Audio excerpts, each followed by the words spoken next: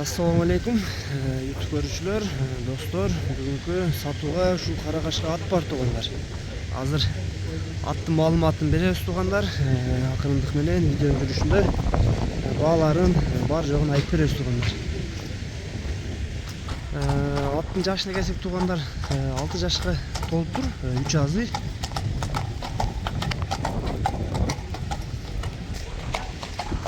Тегине келсек теги туугандар, аттын чүйдө эле туулган экен.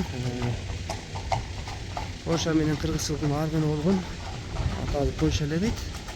Ушул жакта эле туулуп, ушул жакта чоңойгон. Чоң кошка экен туугандар. Буту колу таза. Ат боюнча айтсаңыз, нези бар, нези жок, кандай ат? Ат боюнча бардык нерсеси бар. Булагы, үйүрү, мында жеңил. Кана жеңил. Бардыгы. Улагы жакшыбы? Жакшы. Бою канча бар? Бою 1.65тен өйдө. 1.65 плюс. Ден соолуктары жакшы аттын? Жеңишкени бардыгы жайында. Бир бастырыңчылары? Соолуктарын карагыла 1.65тен жогору дейт туугандар ат. Бою бийик ат экен. Бакубат келген, алдарты кенен. Ден соолугу чипчеши.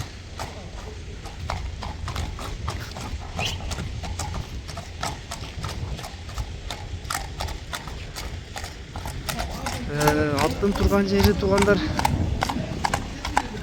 Бишкек шаары, Степное айылында экен туугандар.